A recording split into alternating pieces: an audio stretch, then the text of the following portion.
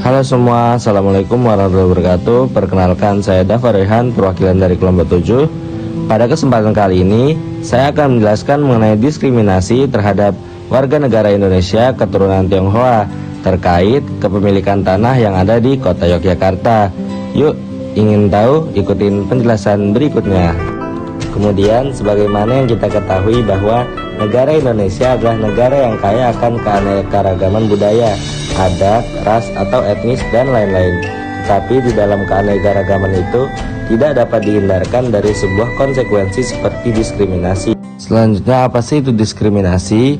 Diskriminasi ialah suatu perbuatan, praktik, atau kebijakan yang memperlakukan seseorang atau kelompok secara berbeda dan tidak adil atas dasar karakteristik dari seseorang atau kelompok itu. Bukan hanya itu, diskriminasi juga dapat disebabkan oleh prasangka berdasarkan konsep identitas dan kebutuhan untuk mengidentifikasi diri dengan kelompok tertentu. Kemudian, seperti apa sih yang terjadi di Yogyakarta, tepatnya di Kampung Ketandan?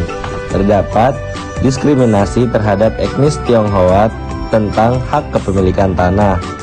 Berdasarkan historisnya, pelarangan kepemilikan tanah bagi mereka yang bukan warga asli pribumi, termasuk mereka yang keturunan Tionghoa di Yogyakarta. Itu disebabkan oleh adanya persekongkolan Cina dengan penjajahan Belanda pada saat itu.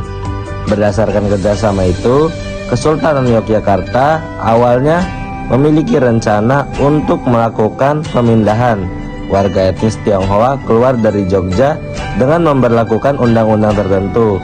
Karena saat itu pemerintah Belanda lebih menganak tirikan pribumi, yang mana dalam hak ekonominya para pedagang pribumi dan santri diberikan kepada mereka etnis Tionghoa dengan lebih luas. Karena semua tanah yang ada di Jogja merupakan milik raja, yang dimana masyarakat hanya diizinkan untuk memakai saja, tidak untuk memilikinya. Maka dengan keadaan tersebut membuat warga negara Indonesia keturunan Tionghoa banyak melayangkan protes atas kepemilikan hak tanah bagi kelompoknya. Bahkan sebagian dari mereka membentuk sebuah gerakan.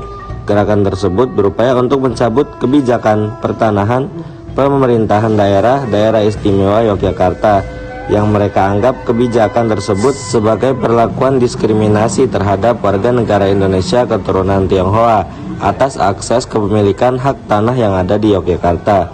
Mereka menyebut hal ini sebagai diskriminasi karena dalam kejadian ini hak kewarganegaraan warga negara Indonesia tidak dipenuhi hanya karena etnis dan ras tertentu. Kemudian Pak Siput Lokasasi, seorang etnis Tionghoa yang pernah mensomasi Sultan Hamengkubuwana X. Beliau tidak mensomasi mengenai hal tanah, melainkan beliau mensomasi Sultan untuk menjalankan rekomendasi Komnas HAM. Beliau merasa terdiskriminasi karena masih kaum Tionghoa dianggap sebagai pengkhianat di zaman terdahulu saat zaman penjajahan Belanda, yang mengakibatkan mereka tidak diizinkan oleh Sultan memiliki tanah di Yogyakarta. Berikut cuplikan videonya. Itu soal bisa punya hak milik atau tidak, itu kalau saya secara pribadi tidak menjadi persoalan. Itu tidak ada persoalannya. Cuma buat kita itu sebetulnya sangat menyayangkan kalau ada suatu praktek ini yang justru tidak taat kepada aturan. Barometer kita ini sebenarnya kan cuma satu, yang namanya Pancasila sama UUD 45. Nah, kalau ini ada praktek seperti itu kan nggak cocok dengan ini semua. Oleh sebab itu, kita sebagai generasi muda harus lebih aware terhadap lingkungan sekitar supaya tak ada lagi tindakan diskriminasi terhadap ras maupun etnis tertentu.